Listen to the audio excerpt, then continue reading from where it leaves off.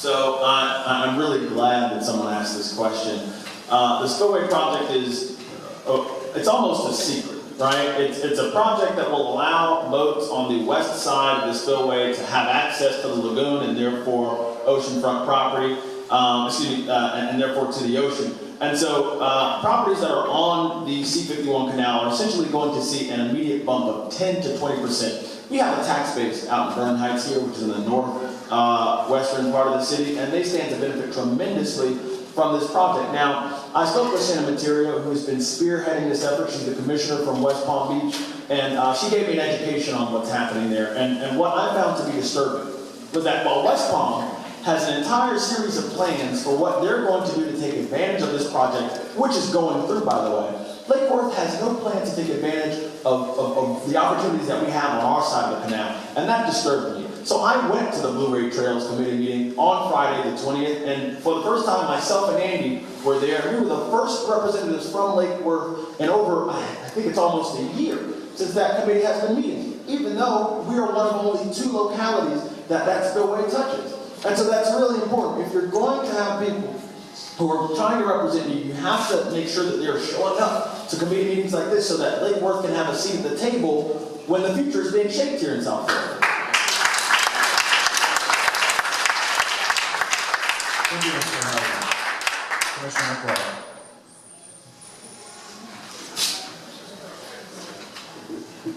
So the discussion, for those of you who haven't been following this project, the C-51 canal is one of the original 4 canals draining the Everglades that starts in Lake Okeechobee and comes through here, ends up by Darksters and the old IHOP on the other side of the canal. The proposal is to put a boat lift there that would lift small boats, ones that are small enough to fit under the Dixie Highway Bridge, to bring them over the hurricane structure that's operated by the Water Management District there. There are serious questions. The statement was just made that this is going to greatly increase the property values of the folks in Lake Worth who live along the C-51 canal. I can tell you, because I hear from them, that the folks that live along the C-51 canal are opposed to that project. They don't want a bump in their property value. They're already fine on their property value. They don't want that traffic going by them. Okay, I can go either way on that. I've heard that this is going to be a great economic development and the great streets will be paved in gold if we go ahead and approve this. I have not seen plans of how are you going to get people back in when there's bad weather outside. The thing is pretty slow in moving boats through. Where are all those boats going to be piled up? Okay, maybe that's resolved, but maybe that's a problem the boat owners can take on, not my issue. But I'll tell you what is my issue. Drainage for this area. So what I did, in terms of showing up, is I made sure that I went and talked privately to the right engineers at the Water Management District to find out what they thought about it. And they have very serious concerns about the quality of it and the possible problems it will cause for operation of that structure. That's why you want somebody who knows who to talk to and what to get involved in. Thank you, Commissioner McCoy. Mr. William Joseph. How long Commissioner McCoy been in the office? 6 long years. Thank you. I would agree. No comment on this question. It's up to Commissioner McCoy. Mr. Harder, your rebuttal. So Commissioner McVoy has lots of questions and concerns about what's happening with this Blue Ray Trail project. My suggestion for Christopher McVoy would be to show up to a Blue Ray Trails meeting again. Yay! Until this past Friday, Lake Worth had a representative at only 2 of the over a dozen meetings that this committee has had. So if you have questions, show up, voice your concerns, and find a way to get to that creative yes. Look, it's very easy. It's the easiest thing for a leader to do is to say no.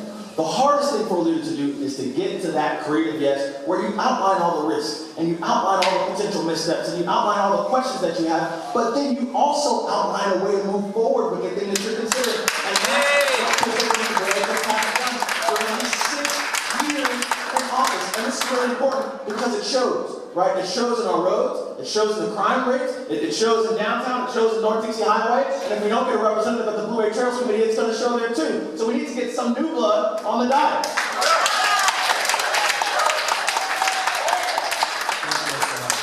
Any rebuttals?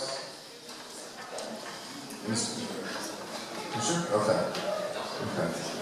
The next question comes in the form. The next and last question comes in the form of a multiple choice. So, to the person that created the multiple choice part of the question, I'm not going to review the multiple choice because hopefully the candidates actually know the answer. The question: how much money does Lake Worth utility turn over to the city? Commissioner McGoy. Can't tell you the exact figure. What I can tell you is the important piece of information is it's called a franchise fee, it's called a pilot, which is payment in lieu of taxes. There's lots of different names for it. There's all sorts of weird accounting and bits and pieces. Altogether, it amounts to on the order of between $5 and $7 million. It's a noticeable chunk. The key piece is that is a process that every city does with whoever is providing power for them. And the key question is, when you add up all those pieces to that under different names, that percentage, is it pretty similar to other communities? And the answer is it's about 10%, and yes, it's right about similar with other communities. So what we are doing effectively, it sometimes is criticized because they say, well, why are we paying our electric bill and pumping that back into the general revenue fund? And I'll tell you the answer to that. It's very simple. We have a lot of properties in our city that have quite low value, have had quite low value. When you add the homestead exemption on top of that, they're not putting in a very big tax contribution to the city. And yet we have services that we need to provide across the city. So we don't have an easy way through property taxes to spread the burden around as equitably as we might like. We have our own utility, and everybody does use electricity. So this is a way that we contribute in a certain amount to our general revenue fund.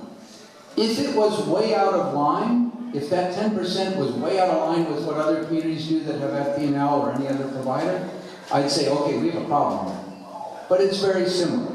So I consider it to be a very reasonable way for us to solve the challenges that we as a community, that are different from some others, that we have, and help make sure that we can provide the services for our residents that we need to provide. Thank you, Commissioner McGuire. I'm sorry. I keep looking at your phone. I can't see that. And since good years, Commissioner McGoy been in the office. And now, he tried to get re-elected. Now, listen people. I don't know if I'm wrong or you. And I'm sorry. God. That's why I don't like to talk too much. The reality is right there. Been there for 6 years, not 6 days. And then now you keep complaining saying you don't have any way to do stuff. You keep fighting over the other commission. Thank you. No further. Thank you, Mr. Justice. Mr. Hart. So, based on the work that I had done, I had about $6 to $8 million, some say 9. I think it's a really unique strength that we have our own municipal utility that puts money in our general fund.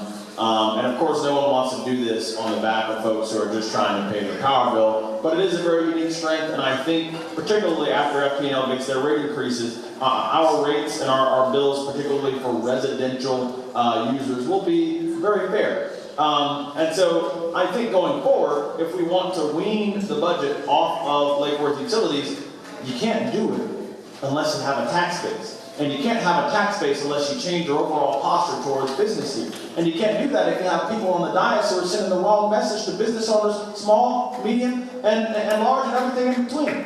And so, you know, that to me is a real import of this question, is that insofar as our general fund is subsidized by Lake Worth utilities, it reflects a weakness in our ability to generate revenue through conventional means. Thank you.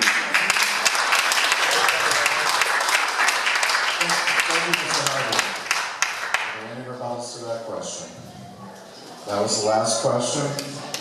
We will have closing. I thank everybody for being relatively civil and keeping time as well. Closing will be 3 minutes each, and we will start with Commissioner McCoy.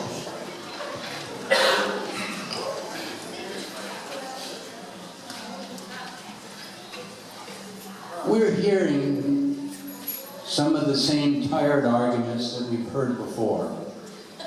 That it's terrible that we have divisiveness on our commission. That we have to do more for business.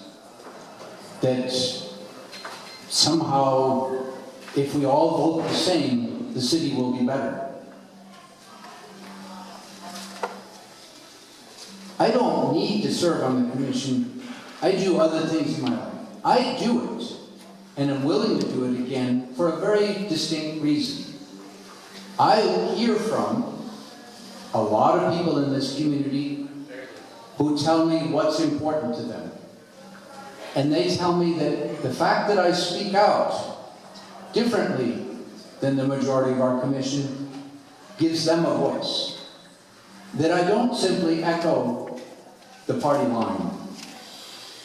That I don't echo and repeat statements that don't make any sense. Of course we need to encourage businesses in our downtown. That's a silly statement. Of course we need to. Show me what you're going to do that makes that work. We've had a majority on this commission that is dominated by business people for 5 years.